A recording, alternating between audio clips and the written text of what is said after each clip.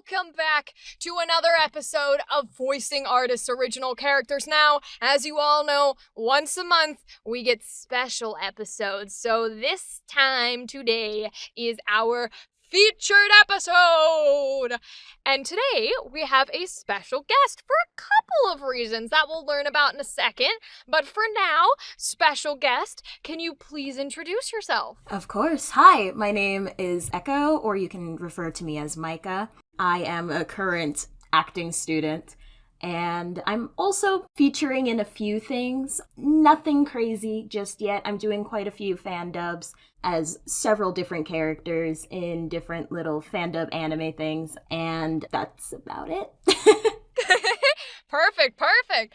All right, so thank you, Echo, for being here. We're very excited to have you. And the reason that we are very excited to have you, besides the fact that you are a wonderful human being, is that the artist for today is named SkytheSkyrbler, pronoun she, her.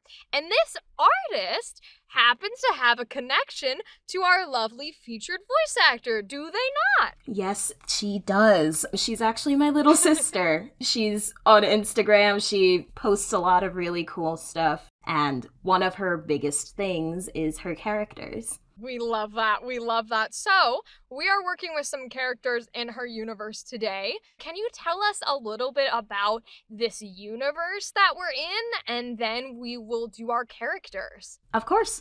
This particular universe, we kind of created it together in mid to early 2020 during the pandemic. It's based on the planets. And it's also very D&D inspired, loosely kind of inspired, everybody. Yeah.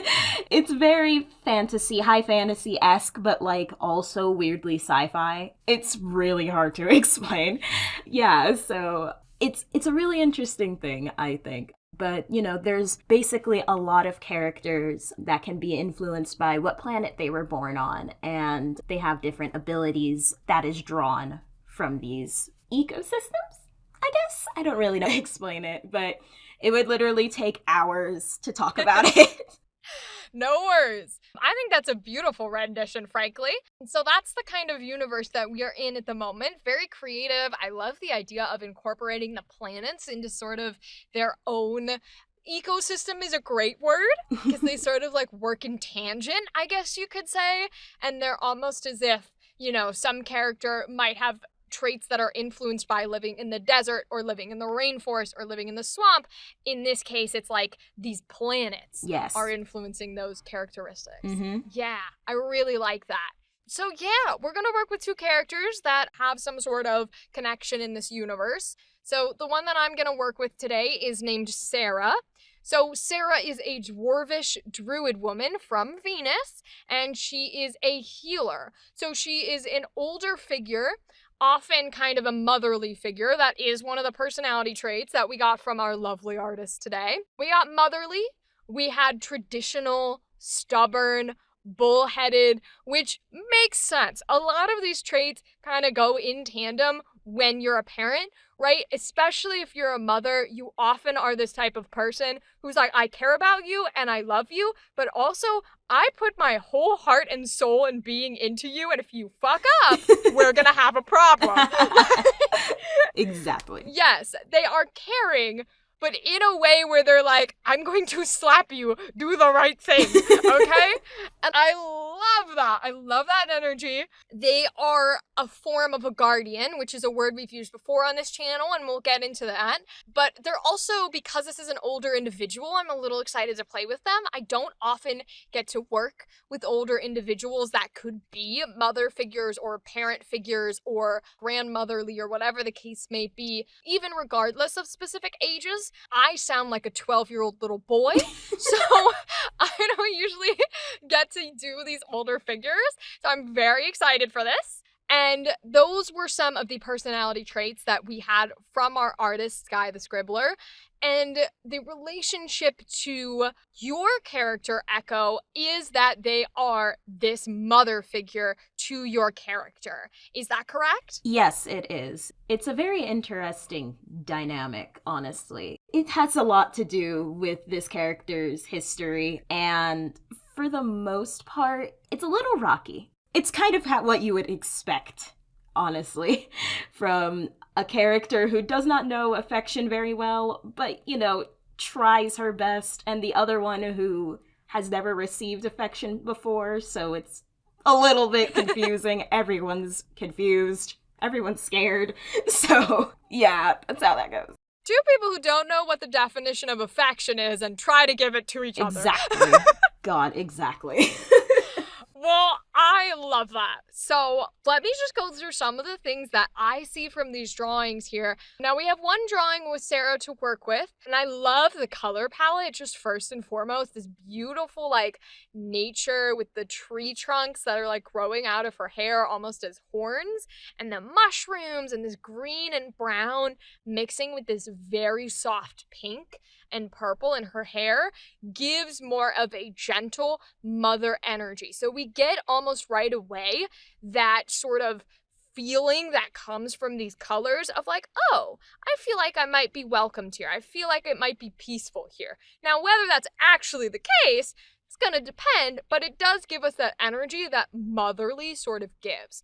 So with those colors, I have words like kind, comforting, stable. I think mother figures or parental figures are often a safe point. They are a home base that a person who is looking up to them as the parental figure or as a guardian, they can see them as someone that they can always come back to if they are needed.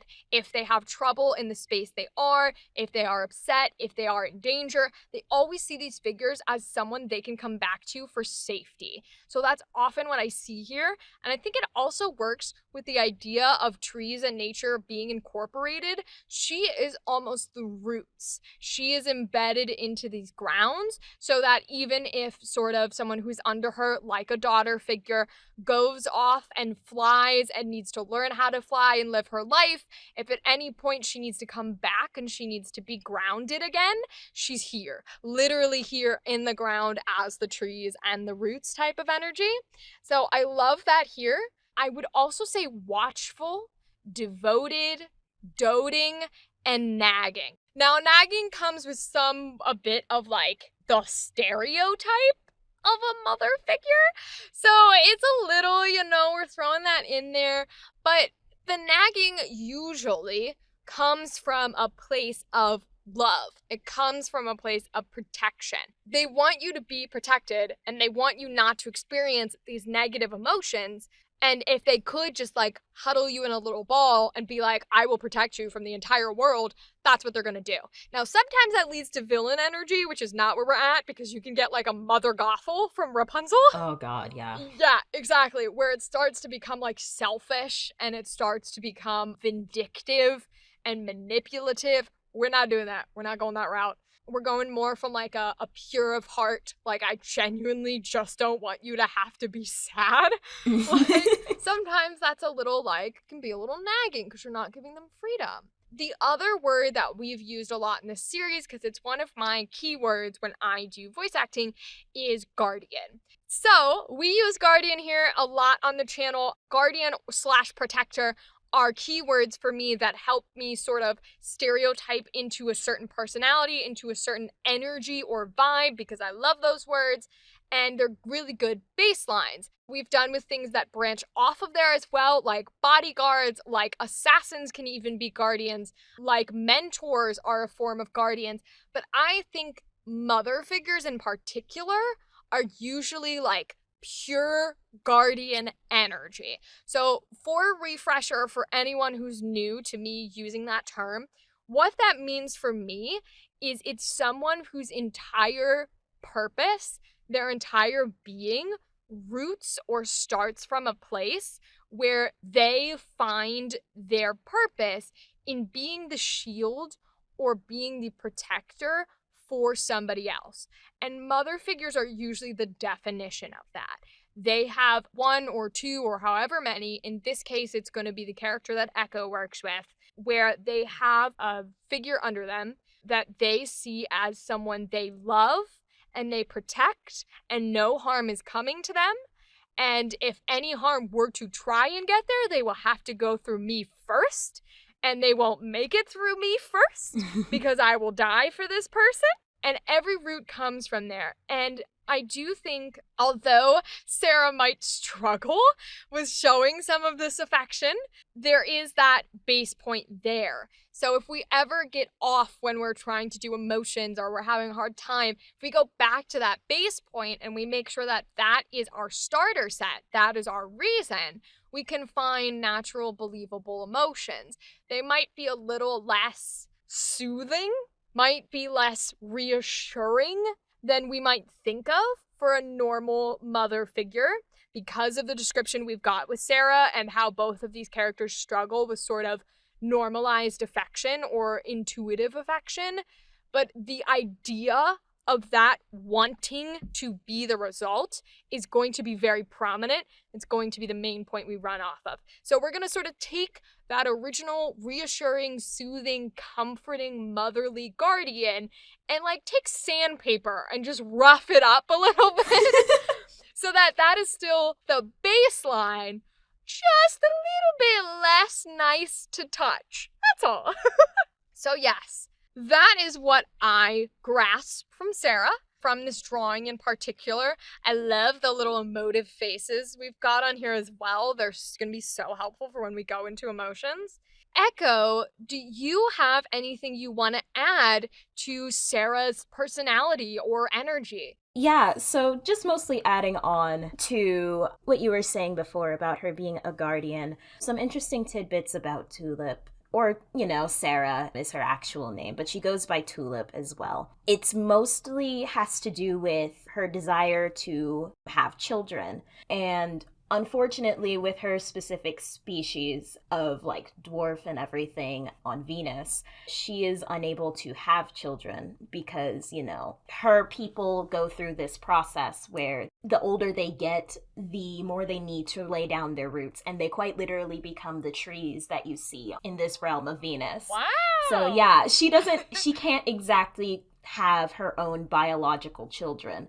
So her need to nurse and love on people is kind of really ill-gotten dream at this point. So when she joins the party as the unofficial official mom figure, she takes that in so much stride. Oh, well, I love that. For the record, for the audience, this information came in last night, and I did not know that they turned into the actual trees on Venus, so I'm just gonna give myself a little pat on the back for saying that she's like a tree in the roots and kind of like she literally is one. But also, I think that speaks to the artist to be able to put that into the drawing to the point where someone who's looking at it, like myself, literally assumes and grasps the idea that she is the embodiment, if not really, a tree and roots and in the ground in a stable base point without knowing at all that that is the literal thing that happens. So just a little clap to our artist as well. That is impressive as hell. And thank you for that extra notes because I really like how you were talking about sort of being a nurse and being that caretaker role. Caretaker is a great word. We've used that one as well on the channel. She is kind of like the caretaker guardian version. It's definitely a version of being a guardian, and I think she fits that beautifully. So thank you. Of course.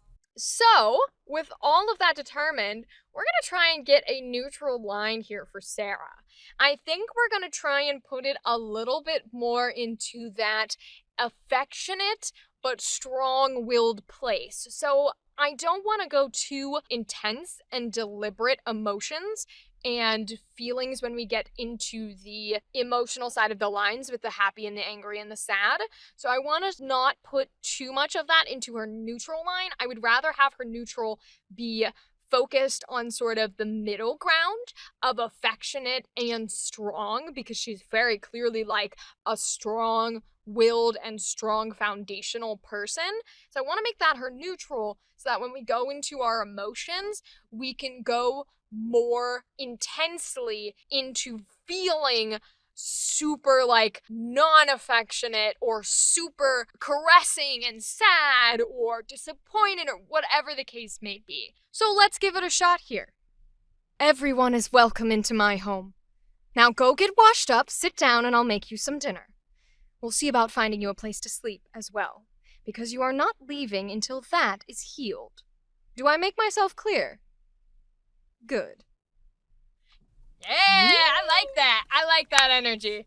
I like that very much. It's very like, I'm putting my finger down, sit down, go get cleaned, go get healed, I feed you food. Like, it's very pointed, it's very specific, it's still caretaker because it's like, the point is that you are healed and don't endanger yourself, but also like, shut the hell up, do what you're told. So, I love that for her. Echo, what do you think? That was awesome, honestly. I think that it really captured her energy, honestly, and she very much does give the vibe of, like, older lady who will, like, make you come in for dinner if she sees you look a little bit hungry. It's perfect. Awesome. Okay, I love that. So let's pop right into these emotions here.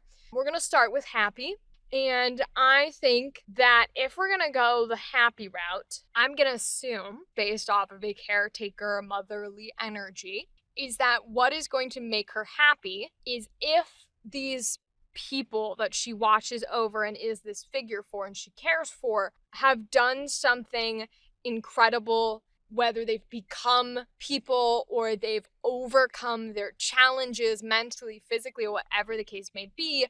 I think this is a good spot to give happiness the classic motherly emotion of like, I'm proud of you. What do we think about that? That's good. That's good. Okay. All right. Then I'm going to go for it. Let's see. Here we go. I'm so glad you're home. I've waited for this day. You don't know how proud I am of you. Proud of the person you've become. Yeah. I love that. Very nice. Yeah, I love that. It's beautiful. I love, love, love. When a figure that you look up to is like so supportive and genuinely like so happy for your accomplishments, there's no better feeling in the world, right? And I really like sort of that beautiful, welcoming, loving nature response of like, yeah, you're home and I'm glad you're home safe, but yo, I'm so proud of you and what you've done and who you are and you've grown to be. Echo, what do you think? Is there anything you think we should add, or what do you think of that idea of how it went? That was pretty good, yeah. She does have a tendency to worry a lot and everything, and it's, you know, very typical stuff, and like the whole I'm very, very proud of you thing is like, she would genuinely like shower all of her kids, as she says, in like so much affection whenever she possibly can, even though she's not great at it. So Well, I love that. I love that very much. Okay, let's move on to angry. And I think angry and sad is where we're gonna get a bit more of this abrasive form of being affectionate. She is not quite as good at it as she wants to be. And, you know, faults of her own, no fault of her own, everything is in there. It's just how it is sometimes. So my form of angry, what I kind of want to do here, and correct me if I'm wrong, totally fine, but when I think of a caretaker form of angry, the worst one, in my personal opinion, is not the yelling, it's not the go to your room, it's not the you're grounded, right? It is the classic, I'm disappointed in you. That is such strong, oh my god, this person's mad from a caretaker. And that's kind of the route I want to go with it. So I'm going to give that a go here, and we'll see how it works for this character. I'm not angry, I am disappointed in what you have chosen to do here today.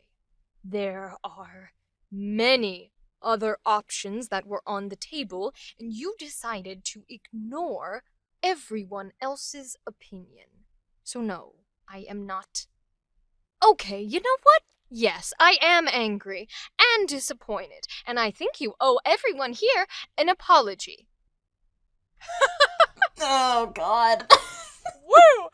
went into a fun place, and you know what? I love it. It's so weird to be on, like, the adult end. Sounds crazy, but to be on the adult end of, I am disappointed in you, is the funniest thing on the planet. Mm-hmm. But it works so well. When I started saying the lines, which happens a lot when you're improvising and you're working with a character and you're developing who the character is and how they are in your own body, in your own mind. And I always want to encourage it, and I always want to support that, because your instincts are usually 99.9% correct, if not in the right direction. And so while I got halfway through that line, I suddenly felt, as I was this character, that, like, yeah, she's motherly, yeah, she's disappointed, but she is stubborn enough that she's going to go, no, you know what? Screw you. Apologize. I could feel that. And I was like, yeah, you know what? For 1 second, we are going to be a little childish about it. And we are going to tell you to sit in your little high chair, go to your timeout corner, and do what you've been told to do. And I ran with it. What do you think, Echo? Do you think that worked? That very, very much worked, yeah. I think it's really interesting. I think that what me and my sister kind of pre-established with her character is, for the most part, that she is a traditional parent trying to gentle parent. And it is hard. Like, really, really hard. So, she's doing her best. Yeah, that makes a lot of sense. And I felt that come out there in the improv. All right, that means we move on to sad here. The sad ones are always the hardest ones to do on a feeling level, but especially from a parent energy. I feel like the only way to go in this direction and have it be straight off the bat, authentic, genuine to pull from when you're going caretaker is, as viewers of this series will know, someone has died. Mm-hmm. It is often where we pull sad from for a lot of characters, especially if they are in an adventure or an action or a fantasy or a sci-fi or an anime, anything that has this sort of tale. It's very easy to pull your sadness from this person that I cared about has died. And while I do try to avoid it for some characters, I think for some, it is where it is. And that is the true spot that you need to go to because it's genuine. And we value genuine over anything else. So I think for a caretaker and a motherly figure, this is where you go. And so that's where we're going to go into for this. Whether or not it comes out outwardly expressive or quiet and reserved and inwardly expressive, we're about to find out. I'm not sure I know before I start it with this character, because I think she, like you said, is traditional parent trying to do gentle. So I don't know how much of that has bottled up her emotions and how much of that has let them run free. I guess we'll find out. Let's see. Let's find out. I'm sorry. I tried to be the mother that you wanted. I tried to be gentle and kind, and I thought that that's what you needed to hear, but now here you are. And here I am, burying you, with no words left to say, and so many that I should have. I'm sorry. Oh my god! Those are why I always save those ones for last, because those are the ones that make you want to die inside. Yeah. Good lord. For some characters, those are the purest places to pull emotion from, and it definitely is for a caretaker. But it was interesting here because it was not just this person has died, this person has passed, I am burying them, and I no longer have them, and I grieve that. It was grieving the person you wanted to be for them. It was grieving the fact that you feel guilt of that you should have been able to do something, or you should have said something, or you should have given them something, right? There's almost a touch of survivor's guilt in this burial, but not in the traditional way of I should be dead and you should be alive, in the way of I hope and I pray that while you were with me, I gave you what you needed to get, but I don't think I did. And that's a really, like, beautiful place to pull from. And I think that it was powerful for a motherly figure, especially caretakers and motherly figures and fatherly figures, etc. That emotion comes forward because the idea of outliving your children is heartbreaking. And you feel almost like a failure when that happens. And so I think it harks into that internal place. And I think it fits Sarah's feeling of trying to be gentle and hoping and praying that she's adequate and that she is doing what she can do for these kids that have let her be a mother. And to have that taken away from her again without the confirmation that she was good enough is a lot all wrapped into one. I completely agree. It's a really hard, like, thing to contextualize, and it's like, my sister hasn't written down every little aspect about the story and how it's going to go, but, like, whenever we see each other, we talk about it quite often, and we both agree that Tulip, or Sarah's, whole big problem is that a lot of times she wants to be a mother so badly, but she doesn't know how. And the idea that somebody could take one of her children from her, it's terrifying to her. I felt like that worked very, very well. It was really, really hard to listen to, but, like, it worked. Oh. It's really weird when you're in an acting industry. You want to hear, like, oh my God, I couldn't sit through that. Awesome. It means I did well. Yeah, exactly. And now we're going to move forward onto your character. So why don't you tell us a little bit about the character and some traits from the artist and some things that you see from the drawings? Okay, of course. The character that I will be working with is a number member of the party, and her name is Dahlia, like the flower. Dahlia, she is from Saturn, and her father is from Venus. She lived with her aunts on Saturn after her mother disappeared to be with her father, and then eventually she found the group, and she went off to travel with them. She's in her early 20s, though she acts a little bit younger than she actually is. That's mostly due, in part, to never leaving the house and everything and taking care of her aunts. Not very nice ladies, by the way. So, one of the big things about Dahlia is she has a lot of brambles that kind of stick out of her skin. She got it from her father.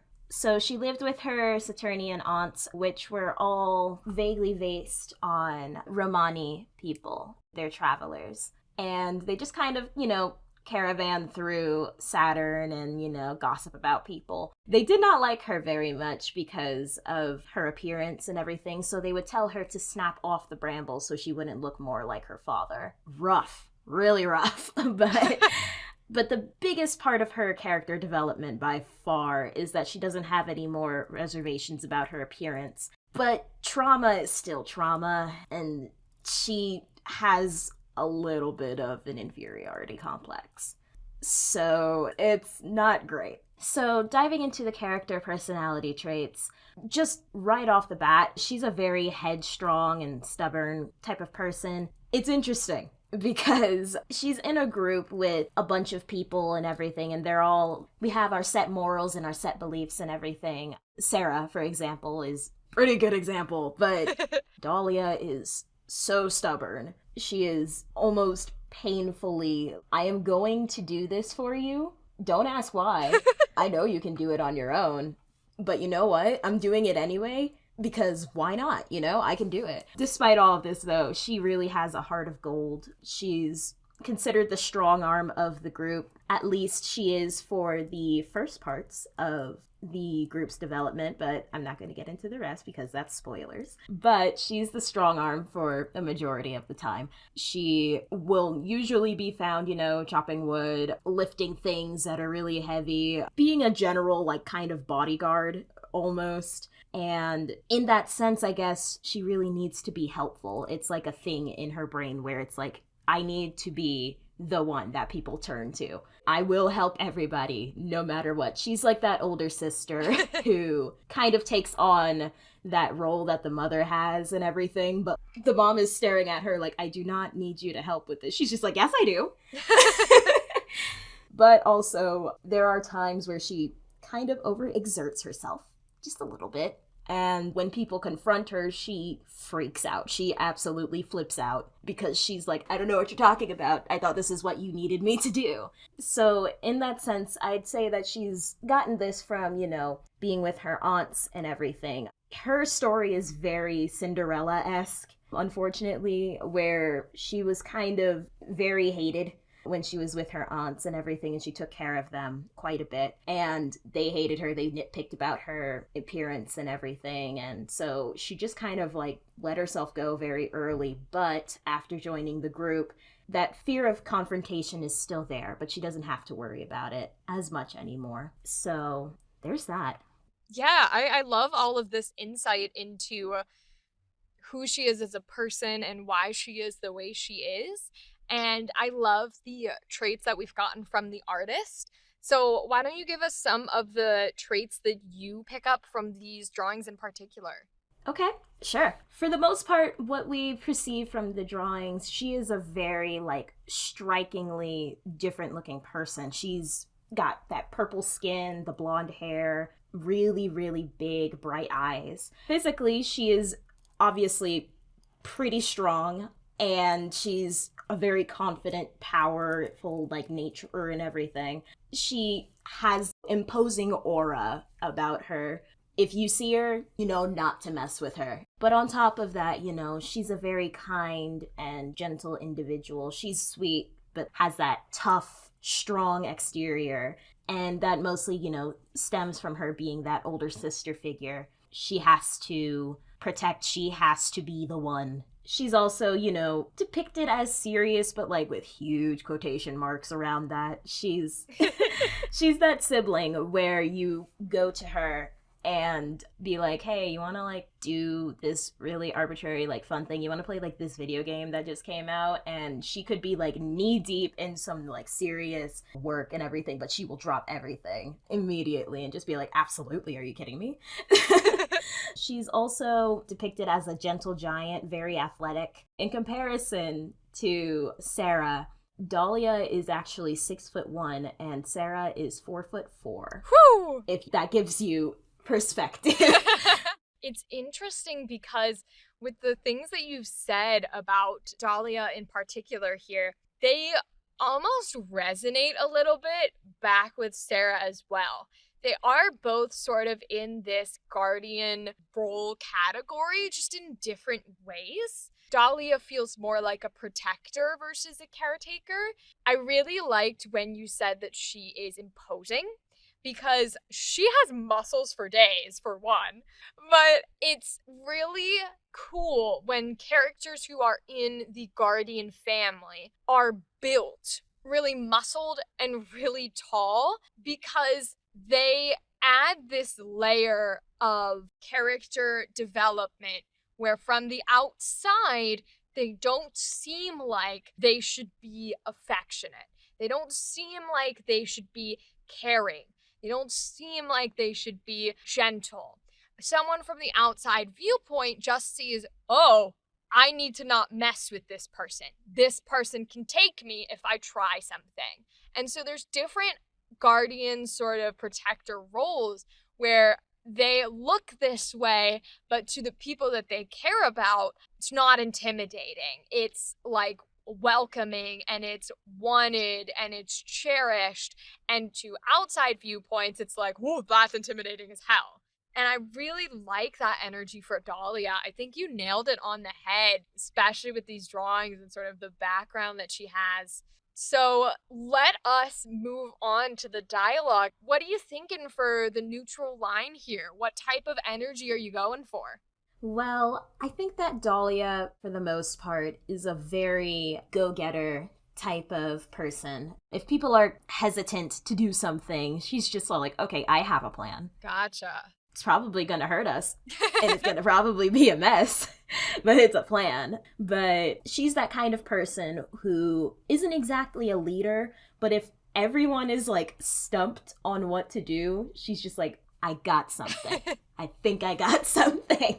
And Dahlia's voice in general, I was thinking about it when we were first making her actually, was her voice is confident, but it's very gentle in a weird way. She is very much like, don't judge a book by its cover. As soon as she opens her mouth, it is like something very different.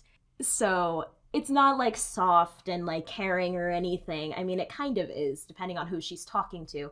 But there's this strong, like, we can do this thing with her, but her voice is still kind of gentle. So let's try this.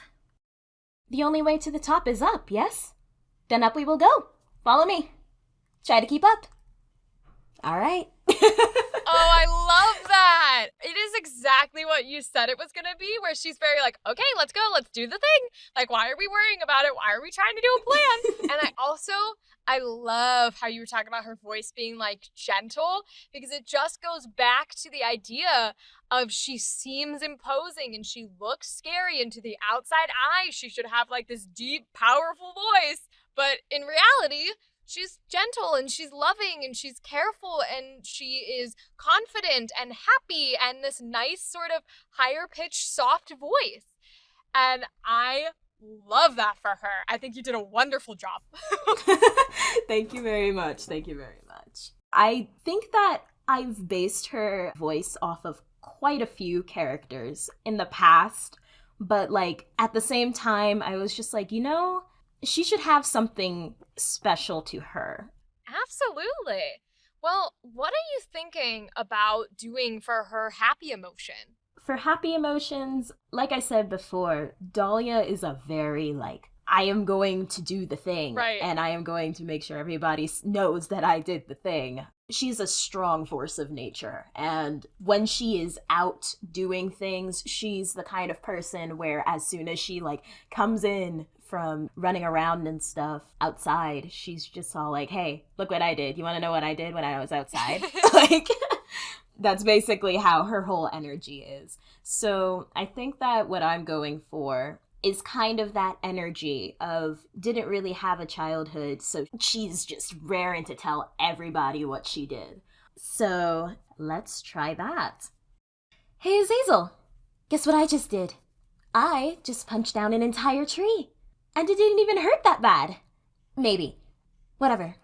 Point is, we'll have plenty of wood for tonight. Can't wait to show Tulip. All right, how was that? Oh, yeah. That was beautiful. It was so cute. It had like a beautiful childlike happy energy that you were talking about, and just so like proud of this little thing that she's accomplished. Now she's gonna like go get mom's approval, and that is so cute. Yeah. I love that so much. I picture like a little 4-year-old who's like, Mommy, I tied my shoes, and like it's backwards, so like the laces aren't even on the shoes, but it's like, look what I did, yay. I love that so much. I think you did beautiful. Thank you so much. I am very excited to see where you go for angry. Ooh, I was thinking about this a lot, honestly. Tulip doesn't let anybody mess with her kids either, but like when Dahlia sees somebody mess with her people, it's like a whole switch flips and you actually see that aura that everyone is actually scared of. And it's like, it's something fierce. So there are quite a few ways that I could go about this, but I'm thinking of a more serious, more sinister tone, or something like just along the lines of, oh, okay, you mess with one of my people, you're going to see what happens when you mess with one of my people. I think that's what I'm going to go for, and I'm going to give it a shot. I love it, I love it. All right, let's see how this goes. Just who do you think you are? You really think you can come up here and hurt my friends? Do you take me for an idiot? That's all right. I'll show you just what happens when you mess with the wrong one. Okay. Yeah! That was so nice. Oh my goodness. It's so interesting because you can picture this like big, beefy, tall, ready to kick your ass woman. And then she's just like, I'm sorry, what? And it's like the best thing ever. Oh my goodness. I love the way you did it too, because that could so easily be taken as a joke, but your interpretation of Dahlia and the genuine anger and don't even fucking try it, you're about to die right now, energy that you brought to her makes the audience immediately go, oh, like, this is not funny. Like, this is not, haha, she has high-pitched voice. This is, oh my God, I'm gonna die. Exactly. Yes, I loved that. Wonderful job. Thank you very much. I absolutely love, like, Dahlia's whole energy. I think I resonate with her the most as the oldest sibling in my family. That's kind of how I get when somebody messes with my little siblings. So I was like very much channeling, like, oh, okay, let's see what happens. It was beautiful, like so well done, and it makes sense since you pulled it from this like place in your own life that you're used to and you've experienced before. I guess we've got one emotion left here, so what are you thinking for sad? Okay, so I have stated before that Dahlia needs to feel helpful. And when she doesn't feel helpful, or if she feels unneeded, she gets sad, but she doesn't let anybody know that she's sad. Ah. And when she's sad, she pushes herself too hard. Oh, okay. So, like, nobody can say anything like, oh, she's messing something up, or, oh, something's obviously wrong because she's not doing it right. It's like she will do it right, but she's going to be horribly distant from everybody else. So I'd imagine in this scenario, sadness would probably come about when she's confronted about it. Again, she hates confrontation. Right. So it's just probably gonna be a whole lot of, I'm not sad, what are you talking about? That is the energy that I am getting for this. Okay. All right, let me see. I'm fine. I'm totally, perfectly fine. I don't get sad. Why would I get sad? I'm the strong one.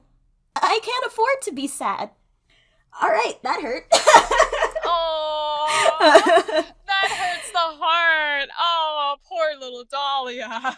It was excellently well done, and you definitely were able to capture that feeling of needing to felt like you are useful and you are wanted, and when that doesn't happen, you sort of panic almost, and you're still experiencing the sad emotion, but you're almost experiencing it on a level that you can't comprehend, rather than just sitting and living in the emotion or genuinely being sad. It's sort of happening while your brain is like, what do you mean nothing's happening? I don't understand. We're fine. Everything's fine. You're kind of like gaslighting yourself, which is really interesting for her, but I think you played it well. All right, I'm glad that I was able to do her justice. I think I did. I think you did too. And the best part of doing featured episodes where characters are in the same universe is that we get to do some improv. Hell yeah. So we have come up with some possible situations here that Dahlia and Sarah can be in, and we're going to sort of run off of these points for our improv. So I think that what we're going to go with here is we're going to go with Dahlia getting injured, probably from pushing herself too hard or doing something reckless, and Sarah is taking care of her since she is the healer, and she is, of course, gonna be a little naggy, be a little scolding for pushing herself so hard and damaging herself. I think we might be able to assume in this scenario that even though Dahlia was injured and was hurt, that maybe she accomplished whatever the task was that needed to get done, even if she did so recklessly. I think that will give us a good foothold for conflict because on one hand, we have a character who is like, I did the thing. It doesn't matter what happened to me. The thing was done. The thing got accomplished. We are succeeding. We should be celebrating. And then there's the caretaker mother figure who's like, it does matter. It's not all about results. And so I think that's a good place to do our improv. What do you think? That sounds good. All right, here we go. How many times do I have to tell you to not be so reckless? It's not that big of a deal, okay? I mean, we took them down, didn't we? That is not the point. I get that you took them down. I get that you're all happy that you did the job, but you got hurt in the process. Okay, when do I not?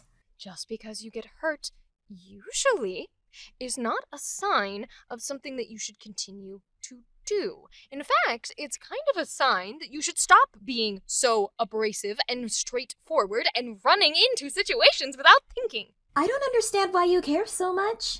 I mean, we got it done, and I understand that I got a little injured, but, like, it doesn't matter. A little injured? Yes, a little injured. No, this is not a little injury. I am wrapping up your leg. Okay, and I have another one. I'll be fine. Oh my god, you have another leg. Yes, I do. Sarah, you're fine. Take a deep breath. This is how children are. I just don't understand why this is such a big deal. I mean, we took them down, we got what we needed to get, and, you know, everyone's, like, alive. Everyone's alive, because that's the base point. That's the marker we should be running off of, is everyone's alive. Sarah, don't you know this? As long as everyone lives, it doesn't matter if we come back. Ugh, why are you always like this? Always like this? Why are you always like this? I'm perfectly fine, thank you very much. Oh, my lord. Oh, my lord.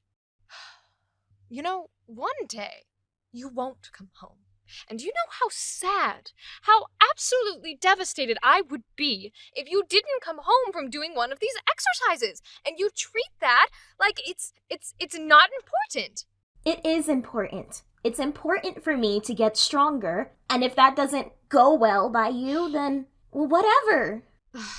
Just next time, can you just please be a little more careful? There are people in this group who look up to you. And I care about you, and I don't want to see you come home injured, even if you very amazingly did take those down. All right. I will. I promise. Beautiful, beautiful. Very nice. That was lovely.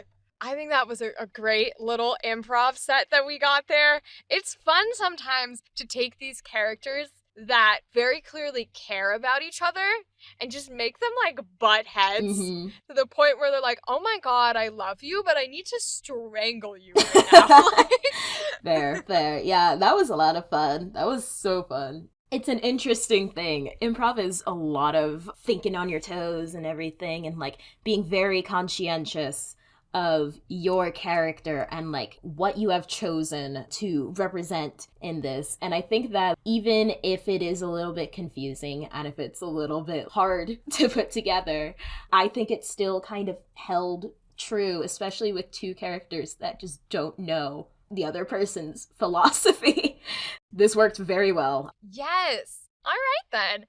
Everyone, that is the end of our featured episode today. We've been able to work with Sarah. We've been able to work with Dahlia. We have been able to play with them together, which is the best thing on the planet. I think I've had a really lovely time here. I hope that you've had a really lovely time here. And where can the people find you? You can find me mostly on Instagram at ThatFriendlyEcho. You can also find me on Casting Call Club under the same handle. And that's about it. Well, perfect. Thank you for being with me here today. Thank you to our lovely artists for letting us play with these characters together, separately, emotionally, everything all at once. Don't forget to go follow them in the description. And as always, you guys, like and subscribe as the algorithm demands. And I will see you next week. Goodbye!